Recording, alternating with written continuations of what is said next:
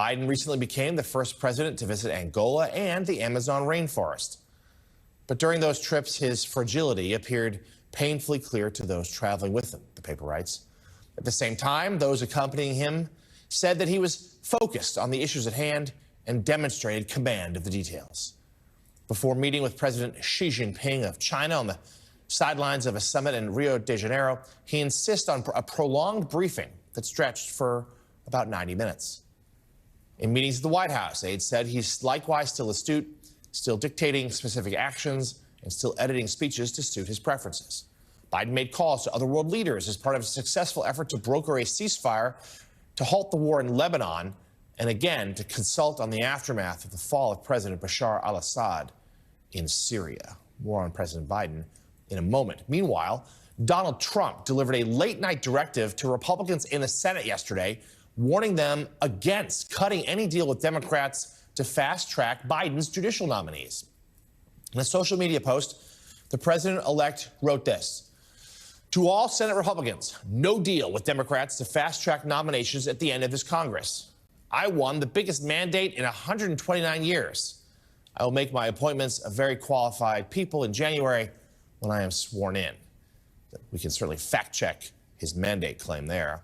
Senate Majority Leader Chuck Schumer has just 2 more lifetime appointment judges to confirm, to surpass a record number of judges set by Senator Mitch McConnell during the first Trump administration.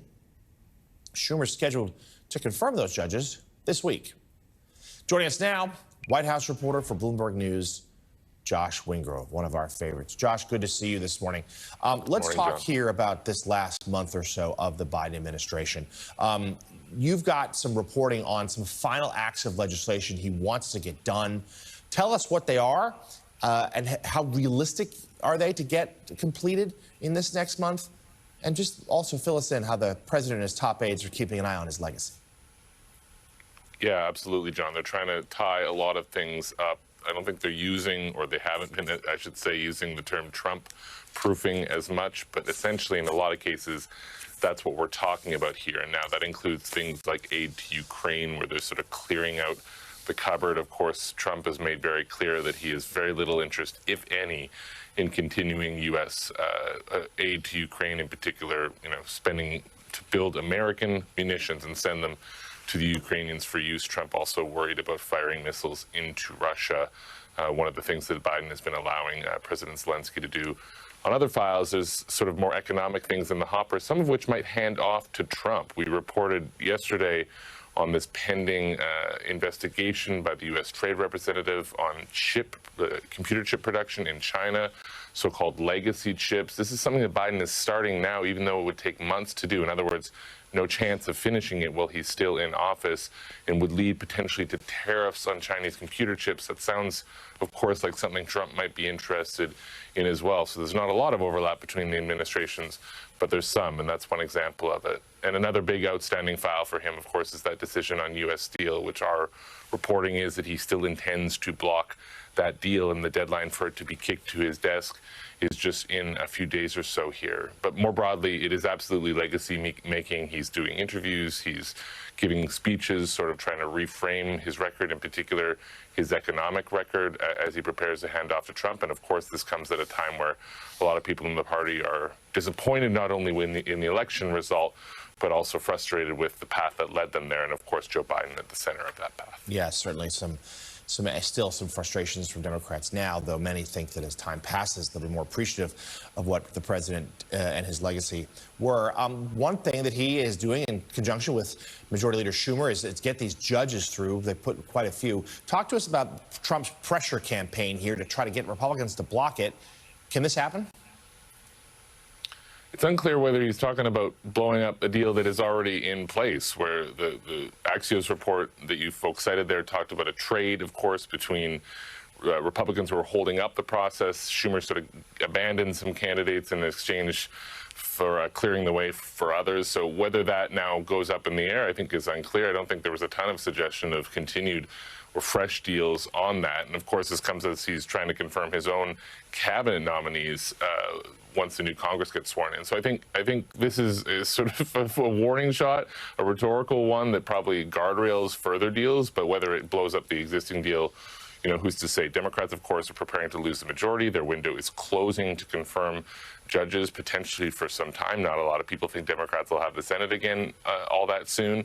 So that's why you're seeing this rush from Schumer. And if I may, John, I should also, of course, congratulate you on your final week here hosting Way Too Early. We look forward to following you, of course, to Morning Joe. And I want to thank you for having me on and all the guests that you've had on over the years. It's been a pleasure, and we wish you the best. I wish also that the Red Sox and Patriots give you a reason to stay up that extra hour more often than they have lately. They will not be threatening my sleep at all because of how they have played of late. But I deeply appreciate that, Josh. We've always appreciated you on the show. You're a good friend. Thanks to you and your colleagues. White House reporter for Bloomberg News, Josh Wingrove, thank you. We'll talk to you again soon, and we appreciate it. Meanwhile, as Josh just mentioned, there is continued battles now about Trump's cabinet picks. One of them, Robert F. Kennedy Jr., his selection to head the Department of Health and Human Services, was back on Capitol Hill yesterday for a second straight day of meetings with GOP senators. The controversial cabinet pick expressed confidence when asked about how those talks were going. How are the meetings going? Any comment? Really productive. Really good. Mr. Kennedy, are you going to meet with Democrats? Do you think with Democrats? Oh, yeah. Which ones? A man, a few words there, Kennedy, but he'd expressed some optimism. Some Republican senators made sure that they were quick to support the nomination. After his meeting yesterday, Senator Tommy Tuberville of Alabama not only endorsed Kennedy, but echoed some of RFK's anti-vaccine talking points. What I was excited to hear him about is get away from guessing and do facts, do science. Get behind the science and stay with it. Don't be guessing. And that's what a lot of these vaccines have done. They haven't been 100% proven. If you look at the number of vaccines these young babies get over a short period of time, it's dozens and dozens of them. And he's totally against that. He wants to make sure that parents understand the good and the bad and the ugly instead of just forcing parents to give vaccines to their kids. But not all Republicans are rushing to support Kennedy. Senator Tom Tillis of North Carolina says he has questions on his vaccine stance. And Senator John Kennedy of Louisiana openly criticized a lawyer that works for RFK Jr., who had lobbied the FDA to have the polio vaccine approval revoked. I'm all about science, right? If you've got a vaccine, for example, and you've got an opinion against the vaccine, then match up your data against the millions of pages of data that was used to get FDA approval. I mean, we just need to boil it down to those sorts of facts. I haven't formed an opinion yet because I haven't met with him. I walk into my meeting with Mr. Kennedy with an open mind. I can tell you this. I have reached one conclusion. He should fire his lawyer, the one that petitioned the FDA to get rid of the polio vaccine. He should call him up, call his lawyer up and say, look, man, stop dipping into your ketamine stash. The polio vaccine has saved hundreds and hundreds of millions of lives in the world. His lawyer didn't want to just study the vaccine. He wanted to get rid of the polio vaccine. And that's bone deep down to the marrow stupid, as far as I'm concerned. Strong words there from Senator Kennedy. Also, it appears that some Senate Republicans still have concerns about Tulsi Gabbard, Trump's pick for Director of National Intelligence. She met with lawmakers on Capitol Hill yesterday, but according to Reuters, sources say that at least 8 Republicans are unsure about confirming her to the position. Reuters reports those lawmakers believe Gabbard was unprepared to answer tough questions during her initial round of meetings last week, including about her 2017 visit to Syria with then-President Bashar al-Assad. The senators are also reportedly concerned about her lack of intelligence experience. If Gabbard loses the votes of those 8 senators, she'll need support from Democrats. Seems unlikely. The former congresswoman, though, did meet with Democratic Senator John Fetterman yesterday. Here's what she said about their discussion. It was great. This has been a great opportunity to meet with both Democrat and Republican senators and address any questions or concerns that they have and to talk about the role. Did he seem open to supporting you? I'm not going to speak for Senator Fetterman or any senator. Are you feeling confident that you are going to? I look forward to meeting with senators as we continue through this process. Next up here, we'll bring you the latest on the deadly school shooting in Madison, Wisconsin. What police are saying about the potential motive. Plus, a grand jury has officially indicted a suspect in the killing of United Healthcare CEO Brian Thompson. What we're learning about the new charges.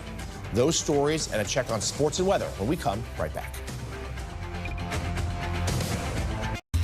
At U-Haul, we know every family Come on, guys. moves at their own pace. Is that heavy? That's why we have U-Box. Take that to the kitchen for me, okay? We can store it Excited about the new house? or ship it, Who's gonna get the biggest room? how and when you I want it. bet you are. Reserve today at uhaul.com. This box looks good. The shower will look good. Her hair will look good. Her skin will glow. And now you look good because you gave it to her. The Jolie filtered shower head will remove chlorine and heavy metals from her shower water to ensure her hair and skin is at its best. Jolie is the ultimate holiday gift hack this year.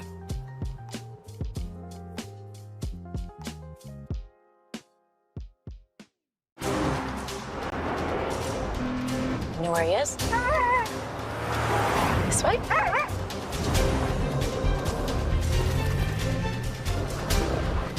Need a lift? Hope you brought coffee. The December to Remember sales event. Get offers on select models. Get special offers on select Lexus models. When you need brutal honesty, when you need answers first thing in the morning, you need your Morning Joe. Weekdays at 6, only on MSNBC.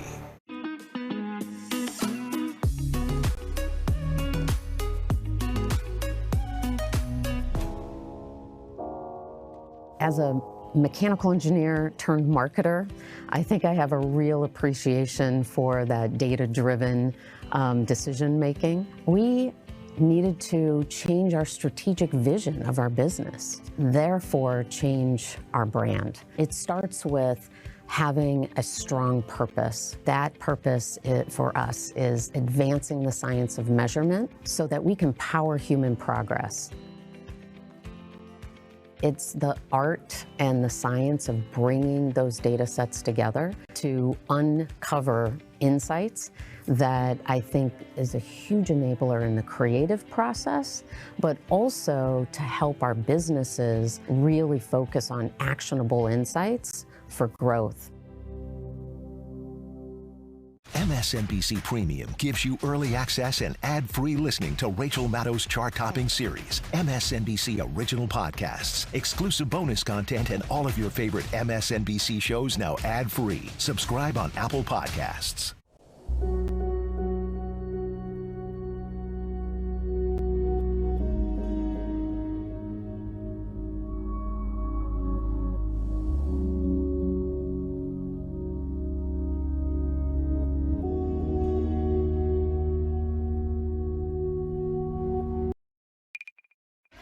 Welcome back. Police say that a combination of factors may be behind the possible motive in that deadly school shooting at a Wisconsin Christian school. The Associated Press says the Madison police chief did not offer any details about a motive or why a teenage girl opened fire on her school Monday, but said that potential bullying at a